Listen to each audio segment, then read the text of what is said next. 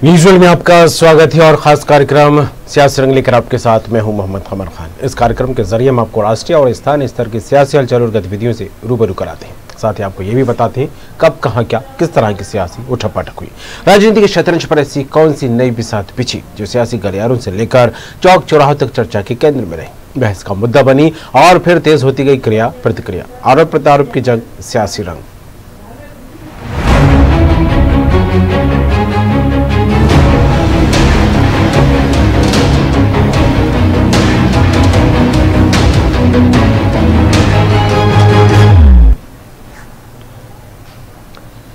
मध्य प्रदेश में धान खरीद के मामले में खाद्य एवं नागरिक आपूर्ति विभाग द्वारा आदेश जारी किया गया है। इसमें कहा गया है धान की गुणवत्ता सुधारने के लिए अब उन्हीं किसानों से समर्थन मूल्य पर धान खरीदी जाएगी जो निर्धारित मापदंडों के आधार पर आएंगे। इसके लिए किसानों को मिलर से सर्टिफिकेट भी लेना होगा। इस पर खाद्य एवं नागरिक आपूर्ति मंत्री बिसाहू लाल सिंह का कहना है, हमारा प्रयास है किसानों का धान का एक एक दाना खरीदा जाए, लेकिन ये देखा गया है कि किसान धान के साथ छलने के नीचे का कचरा भी बेच देते हैं और इसी धान का चावल गरीबों में बांटा जाता है। इसलिए गुणवत्ता सुधारने के लिए यह आदेश जारी किया गया है। सरकार कोई तय नहीं करेगी, किसान जो धान उपार्जन करते हैं हम वचनबद्ध हैं, किसानों का सबका धान खरीदा जाएगा। सवाल इस बात की है कि हमारा किसान भाइयों से भी निवेदन है कि जब धान पैदा करके उसकी मिजाई होती है उस समय छन्ना करने के बाद जो खराब किस्म के कुछ धान उड़ जाते हैं, मिलावट नहीं होनी चाहिए, क्योंकि ये धान खरीदने के बाद हम गरीबों को बांटते हैं उसको चावल मिलिंग करके। तो इसमें कोई ऐसी परवाह नहीं, किसान कोई भी धान पैदा करे, अच्छे किस्म का जो धान होगा जिसमें मिलावट नहीं होगी हम पूरा खरीदेंगे, उसमें कोई दिक्कत नहीं।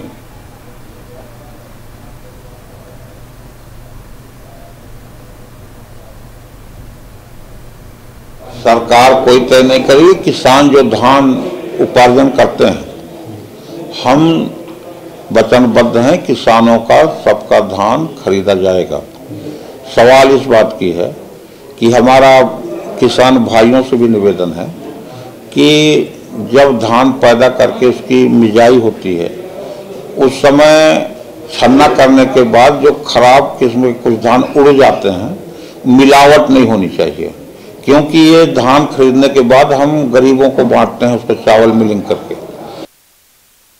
और खबर में बात करेंगे, राजेश सक्सेना हमारे साथ जुड़ गए मध्य प्रदेश स्टेशन। राजेश जी, धान खरीद को लेकर मध्य प्रदेश में एक आदेश जारी किया गया खाद्य आपूर्ति विभाग की तरफ से और इसको लेकर मंत्री का भी यही कहना है कि किसान कहीं ना कहीं कचरा मिली हुई धान बेच देते हैं। इसको लेकर अब कुछ मापदंड तैयार किए गए ताकि स्वच्छ और साफ धान मिलती दिखाई दे, जिससे गरीबों को भी अच्छी धान वितरित की जाए। क्या कहें इसे लेकर?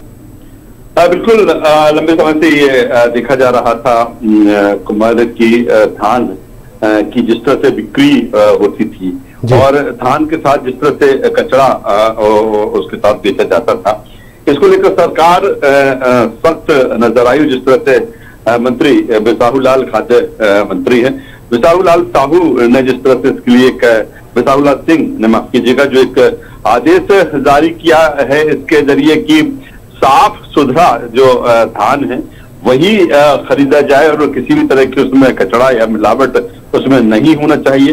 इस तरह से उनके कहा कि उनकी सरकार इसके प्रति गंभीर है, वो इसके प्रति गंभीर है और धान एक बेहतर किसानों को उसका मूल्य मिले उपज का और साथ ही बेहतर तरीके से उसके धान की बिक्री हो।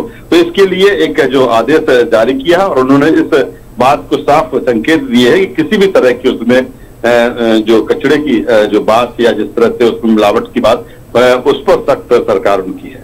चलिए, बिल्कुल, जो निकली तमाम बात के लिए आपका शुक्रिया।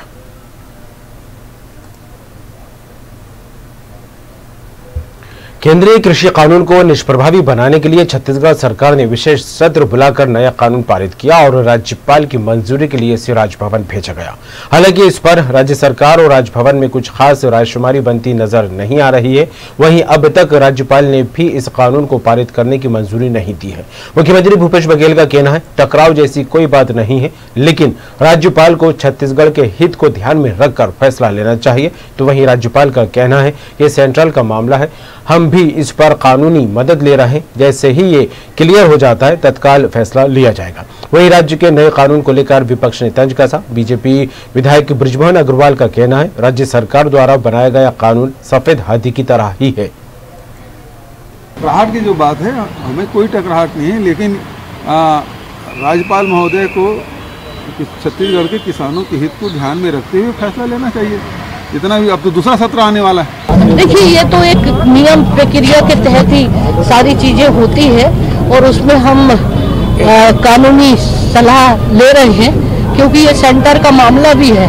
कहीं उसमें किसी तरह का आपसी कोई ऐसा केस तो नहीं है और है उसमें कोई दिक्कत नहीं है। नहीं, कोई दिक्कत है ही नहीं ना, पहले भी नहीं थी, अभी भी नहीं है, आगे भी नहीं होगी। ये तो जो विरोध है, ये दिखावे का विरोध है, आर्टिफिशियल विरोध है। और ये जो कानून है, ये कानून भी जो है ये सफेद हाथी जैसा बनाया है, इससे कुछ भी नहीं होना है। उन्होंने डिम्ड मंडी की बात की है। ऑलरेडी डिम्ड मंडी, किसी भी क्षेत्र को मंडी घोषित करने का अधिकार पैराने मंडी एक्ट में ऑलरेडी है।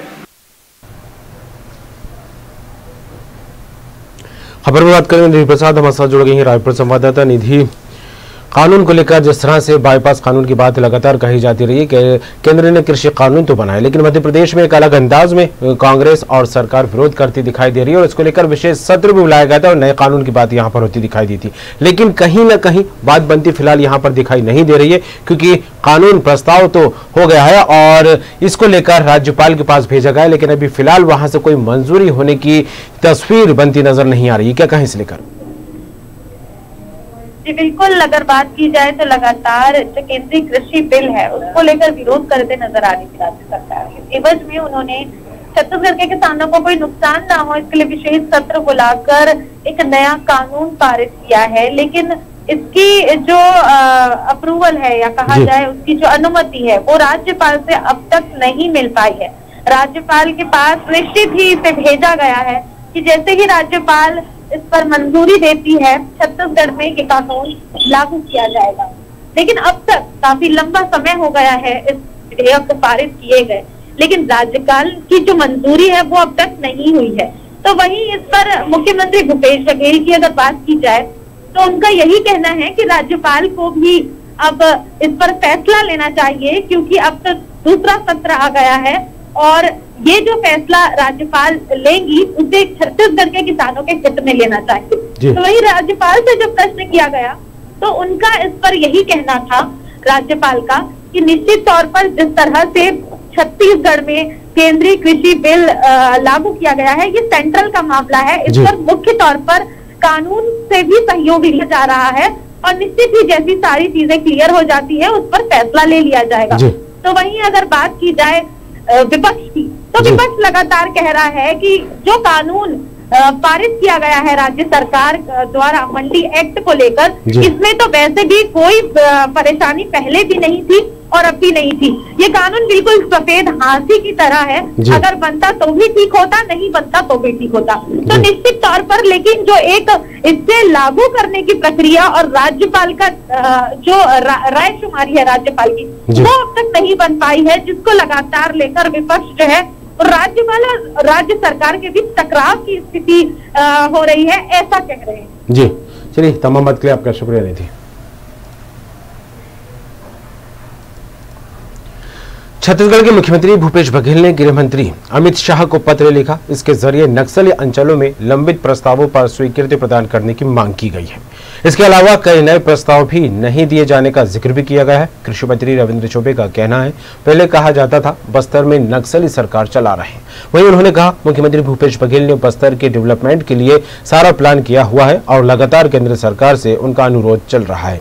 अमित शाह को पत्र लिखने को लेकर कृषि मंत्री ने कहा है कि बस्तर के लोकल डेवलपमेंट को लेकर जल्द से जल्द काम लिया जाए और यहां का इंफ्रास्ट्रक्चर आगे बढ़ाया जाए। हम लोग पहले कहा करते थे कि बस्तर में नक्सलियां समानांतर सरकार चला रहे हैं। तत्कालीन सरकार का अस्तित्व केवल नेशनल हाईवे पे था, पूरे बस्तर में उनका हुकूमत चलता था।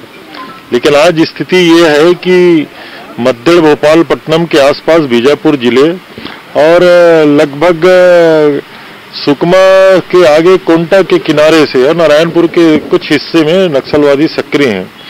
माननीय मुख्यमंत्री जी ने बस्तर के डेवलपमेंट के लिए सारा प्लान किया हुआ है और लगातार केंद्र सरकार से अनुरोध उनका चल रहा है। अमित शाह जी को पत्र लिखने का भी जो मायने है वो यही है कि बस्तर के लोकल डेवलपमेंट को, बस्तर के नौजवानों को काम देने के लिए, बस्तर के इंफ्रास्ट्रक्चर को आगे बढ़ाने के लिए, बस्तर की इकोनॉमी को बस्तर वालों को सौंपने के लिए जितने भी प्रस्ताव हैं, केंद्र सरकार को न केवल उसमें सहमति देना चाहिए बल्कि सपोर्ट करना चाहिए। और हम उम्मीद करते हैं राजनीति से ऊपर उठ करके बस्तर में केंद्रीय सरकार और माननीय अमित शाह जी, माननीय मुख्यमंत्री जी के पत्रों का न केवल समर्थन करेंगे बल्कि सहयोग भी करेंगे। और खबर में बात करेंगे, निधि प्रसाद जुड़ गई हैं रायपुर संवाददाता। निधि, छत्तीसगढ़ में देखा जाए तो पत्र व्यवहार कुछ ज्यादा ही होता है यहाँ पर दिखाई दे रहा है। सरकार की तरफ से केंद्र सरकार को लेकर, किसानों से जुड़ी समस्याओं को लेकर देखा जाए तो पत्र लिखा जाता है, बारदानों को लेकर देखा जाए तो पत्र लिखा जाता है। अब नक्सल प्रभावित क्षेत्रों को लेकर, उनके विस्तार को लेकर, उनके डेवलपमेंट, उनके विकास को लेकर भी गृह मंत्री अमित शाह को पत्र लिखा गया, क्या कहें? जी बिल्कुल कमर, अगर बात की जाए तो पत्र का जो दौर है वो छत्तीसगढ़ के ज्यादातर देखने को मिला है। विपक्ष भी इसे लगातार मुद्दा बनाता आया है, सवाल खड़े करते नजर आया है। लेकिन एक बार फिर अगर बात कही जाए, इसके पहले बारदानों को लेकर, धान खरीदी को लेकर मुख्यमंत्री भूपेश बघेल ने पत्र लिखा था, लेकिन अब गृह मंत्री अमित शाह को उन्होंने, केंद्रीय गृह मंत्री अमित शाह को पत्र लिखा है। नक्सल अंचलों में जो लंबित प्रस्ताव है उनकी स्वीकृति की मांग की है और इस जरिए उन्होंने कुछ नए प्रस्ताव भी वहां पर रखे हैं। मुख्यमंत्री भूपेश बघेल ने एक ग्राफ डिजाइन तैयार किया हुआ है जिसके अकॉर्डिंग जो बस्तर के अंचल है वहां पर रोजगार की, इंफ्रास्ट्रक्चर की ज्यादा से ज्यादा स्थापना की जाए और वहां के जो बेरोजगार युवा है वो नक्सली समूह में शामिल ना हो, इसके लिए बस्तर के अंचलों में रोजगार की संपूर्णतः व्यवस्था की जाए। इसको लेकर पहले भी गृह मंत्री अमित शाह से मुख्यमंत्री मिल चुके थे और एक बार फिर उन्होंने पत्र लिखा है। इसके पहले अतिरिक्त बटालियन की सुविधा की भी मांग की थी और केंद्र से वो सुविधा राज्य को निश्चित ही मिली। लेकिन अब जो मांग की गई है, जो लंबित प्रस्ताव है, उसको वापस से स्वीकृति की मांग मुख्यमंत्री भूपेश बघेल ने की है ताकि जो इंफ्रास्ट्रक्चर है वो डेवलपमेंट हो सके और इसके साथ ही नक्सली प्रभावित अंचलों में ज्यादा से ज्यादा रोजगार बनाए जा सके और वहां के जो युवा है वो बेरोजगारी का शिकार ना हो सके। कृषि मंत्री रविंद्र चौबे ने भी ये बात कही, एक बहुत अच्छी बात उन्होंने कही कि पहले की अगर हम बात देखें तो नक्सली प्रभावित एरियो में केवल और केवल नक्सलवाद और उन्हीं का जमावड़ा दिखाई देता था।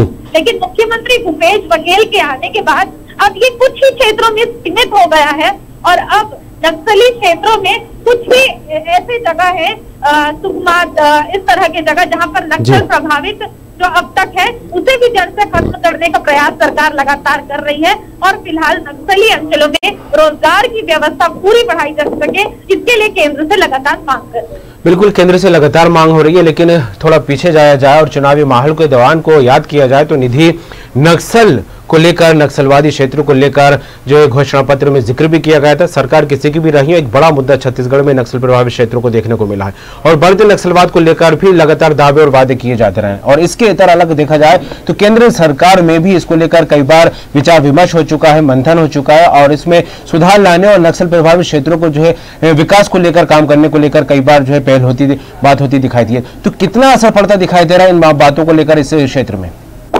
जी बिल्कुल, अगर नक्सली अंचल की हम बात करें तो कुछ दिनों पहले ही हमने देखा था कि लगातार नक्सली अंचलों में लगातार हमले हो रहे थे, जिसका शिकार कुछ ग्रामीण है, कुछ आम जनता है, वो हो रहे थे।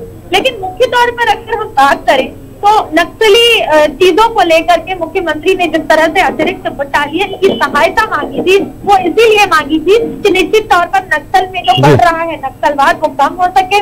उसके बाद अतिरिक्त बटालियन के आने के पश्चात उसकी एक रूपरेखा बनाई गई। डीजीपी टीएम अवस्थी ने स्वयं बैठक ली, वो वहां निरीक्षण करने गए कि किस तरह से अतिरिक्त बटालियन की सुविधा और उन्हें तैनात किया जाएगा ज्यादा प्रभावित क्षेत्रों में। इसके अलावा गृह मंत्री ताम्रध्वज साहू ने भी कई बैठकें ली और नक्सली एरियो में नक्सलवाद जड़ से खत्म करने की कई कवायदें जारी की गई। लेकिन अब अगर हम बात करें राज्य सरकार की तो मुख्यमंत्री भूपेश बघेल ने भी ये कहा था कि अब नक्सलियों के खेमे में घुसकर हमारे जवान उन्हें खुद मार कर आ रहे हैं। तो ये कहीं ना कहीं सरकार की उपलब्धि ही है। और नक्सलवाद अब धीरे धीरे खत्म होता नजर भी आ रहा है और आने वाले समय में नक्सलवाद इस बस्तर के सारे अंचलों से खत्म कर दिया जाएगा। बिल्कुल निधि, आगे देखने वाली बात होगी नक्सलवाद को खत्म करने के लिए आगे क्या कुछ रणनीति अपनाती दिखाई देती है सरकार, क्या कुछ कदम उठाती है और केंद्र का क्या रुख सामने आता है। जुड़ने के लिए तमाम बात के लिए आपका शुक्रिया।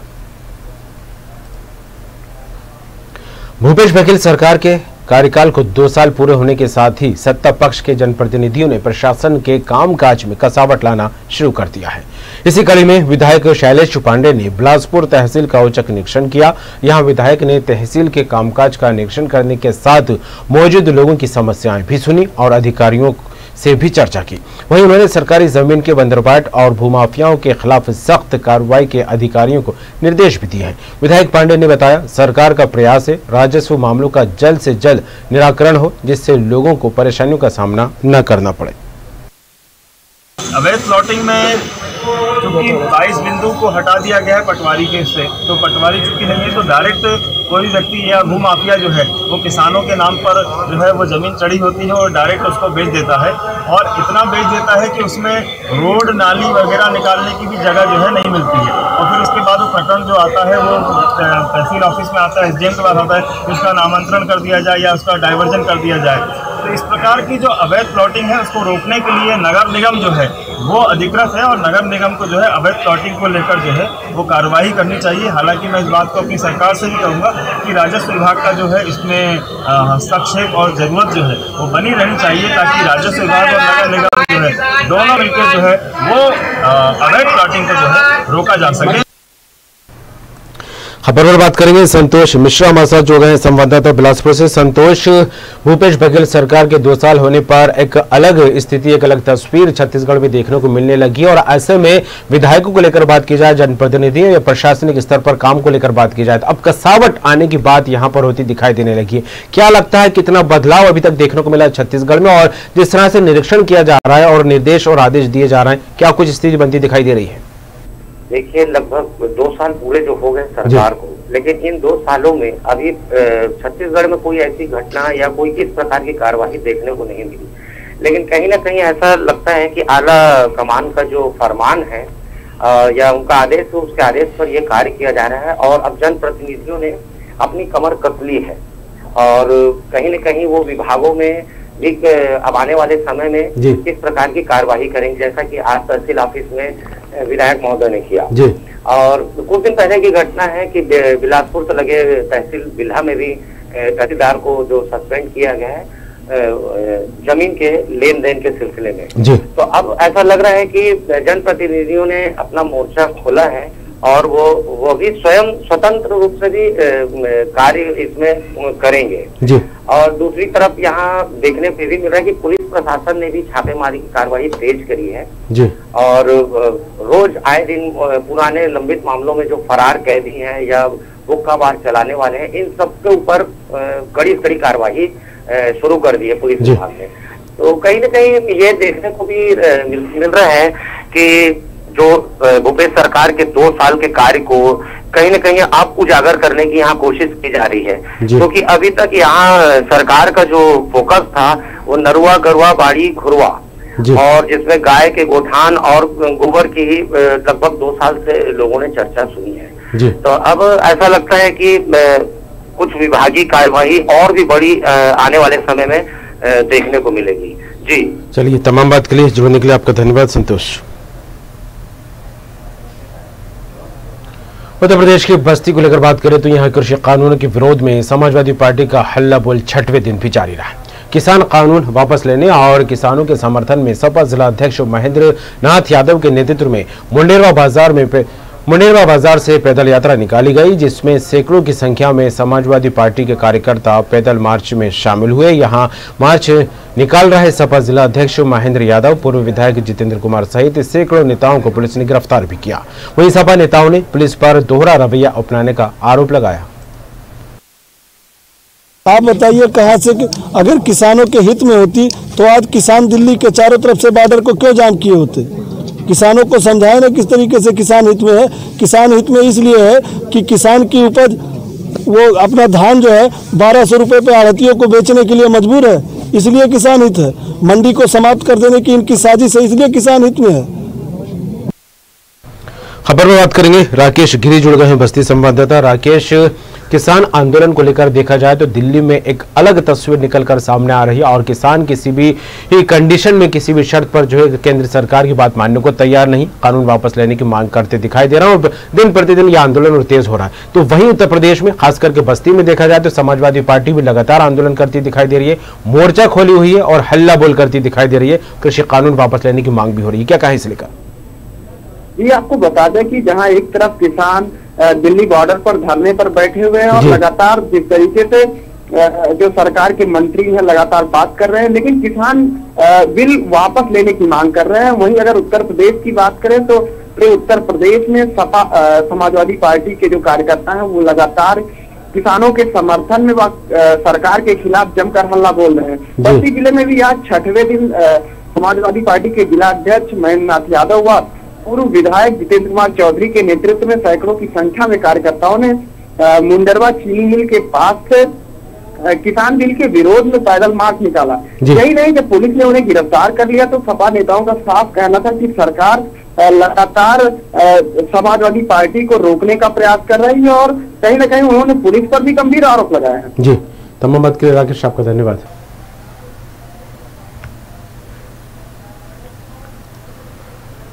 किसान आंदोलन को लेकर सरकार और अन्नदाताओं के बीच कई दौर की बातचीत बेनतीजा रही। किसान कानून वापस लेने की मांग पर अड़े हुए हैं। इस दौरान सियासी बयानबाजी का दौर भी जारी है। किसान आंदोलन को लेकर उत्तर प्रदेश के कृषि मंत्री सूर्य प्रताप शाही ने कहा, ऑडी और मर्सिडीज से चलने वाले कुछ लोग दुर्भावना से ग्रसित होकर आंदोलन का हिस्सा बने। जो किसान है वो खेत पर काम कर रहे हैं और जो आंदोलन का हिस्सा है वो वास्तविक किसान नहीं है, वो ऐसे लोग हैं जिन्होंने किसानों को मजदूर बनाकर रखा है। दरअसल कृषि मंत्री गोरखपुर के दीनदयाल उपाध्याय विश्वविद्यालय में आयोजित 3 दिवसीय राष्ट्रीय संगोष्ठी में शामिल होने पहुंचे थे। यहाँ उन्होंने ये बातें कही। वास्तविक किसान जो है अपने खेत पर काम कर रहा है, गन्ने की छिलाई और ढुलाई कर रहा है, गेहूं की खेतों में जाकर के बुआई और सिंचाई कर रहा है। वो लोग हैं जो ऑडी और मर्सिडीज करोड़ों रुपए की गाड़ी पर बैठ करके जाने वाले, जिन्होंने किसानों को मजदूर बना करके रखा है, ऐसे लोगों का वहाँ पर धरना और प्रदर्शन है। वह देश के किसानों का प्रतिनिधित्व करते हैं, ऐसा मेरा नहीं मानना है। कुछ चंद लोग उसमें से जाकर के और सुनियोजित तरीके से राजनीतिक दुर्भावना से इस काम को कर रहे हैं। देश के किसानों के लिए प्रधानमंत्री जी ने पीएम किसान सम्मान निधि के माध्यम से अस्थायी व्यवस्था किसानों के लिए।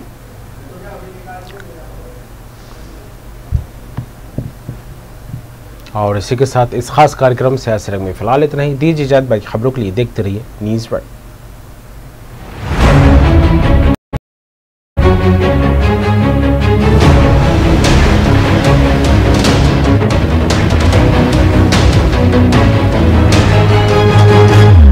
इस कार्यक्रम के प्रायोजक थे रूप मंत्र आयुर्वेदिक फेस क्रीम। ये कोई कॉस्मेटिक नहीं, आयुर्वेदिक औषधि है।